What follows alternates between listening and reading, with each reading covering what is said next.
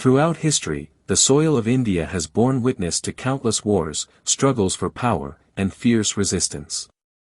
But amid this long saga, two battles stand out for their immense influence on the destiny of the subcontinent: the First Battle of Panipat in 1526 and the Battle of Haldighati in 1576.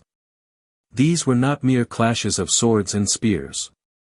They were defining moments that marked the end of old eras and the dawn of new ones, moments that taught lessons about conquest, resistance, courage, and sacrifice. Let us delve deep into these two great confrontations that shaped the future of India.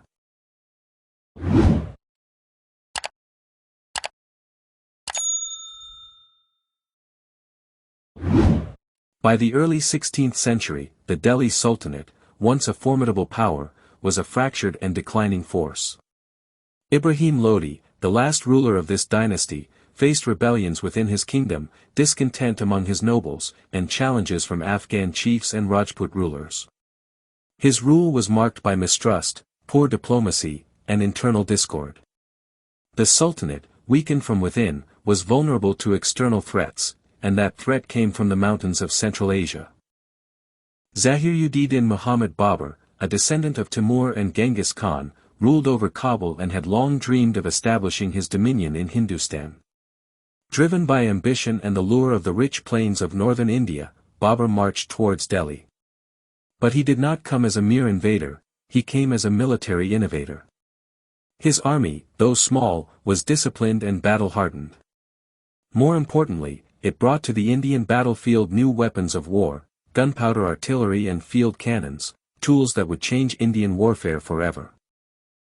On the fateful morning of April 21, 1526, the plains of Panipat were the stage for a historic clash. Ibrahim Lodi's army, numbering over 100,000 men with hundreds of elephants, dwarfed Babur's force of around 12,000 soldiers. But sheer numbers could not withstand Babur's strategy. Using trenches, cart walls, and fortified positions, Babur created a defensive shield for his men and his cannons.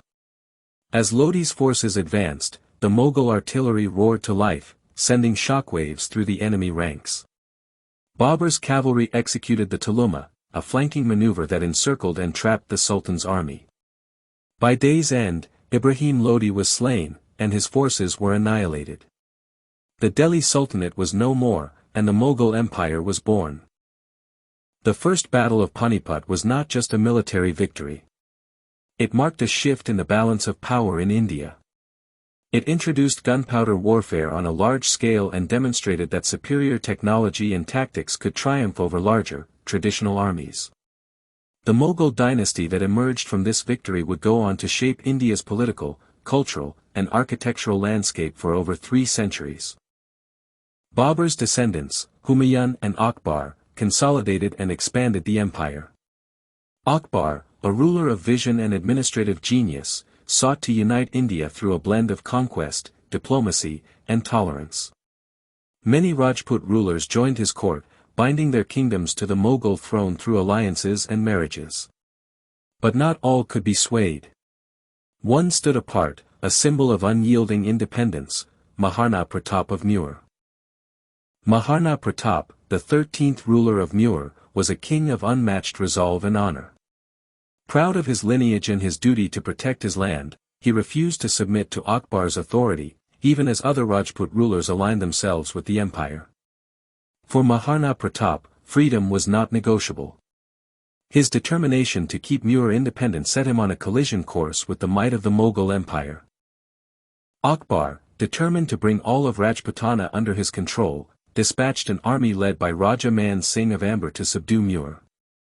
Maharana Pratap, knowing he faced overwhelming odds, prepared his forces for a decisive stand. His army, though small, was fiercely loyal, made up of Rajputs, Bhils, and other local warriors willing to lay down their lives for their king and homeland. In the narrow pass of Haldighati, the two forces met on June 18, 1576.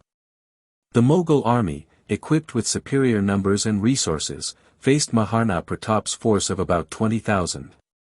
The battle was fierce, with hand-to-hand combat, cavalry charges, and heroic deeds on both sides.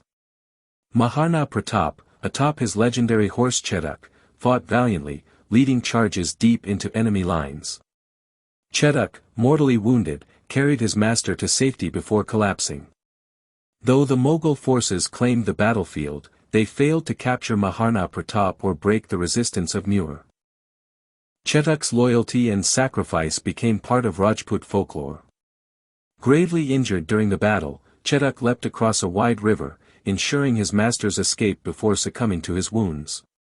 His courage and devotion have been celebrated in songs, poems, and monuments, symbolizing the spirit of loyalty and sacrifice. The Battle of Haldighati was not the end of Maharana Pratap's struggle. From the forests and hills, he waged a relentless guerrilla campaign, slowly regaining much of his lost territory. He rebuilt Mewar's strength and left behind a legacy of resistance that inspired future generations. While Panipat demonstrated the power of modern military technology and the birth of an empire, Haldighati showcased the undying spirit of resistance. Panipat changed rulers and dynasties, Haldighati changed hearts and inspired legends. Together, they represent two sides of history, the conqueror's ambition and the defender's honor. The battles of Panipat and Haldighati remind us that history is not simply about victory or defeat.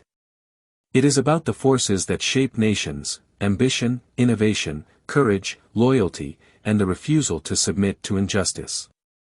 These battlefields, soaked in the blood of the brave, continue to teach us about the price of power and the value of freedom. As we remember these events today, let us honor not just the kings and generals, but the countless unnamed warriors who fought and fell.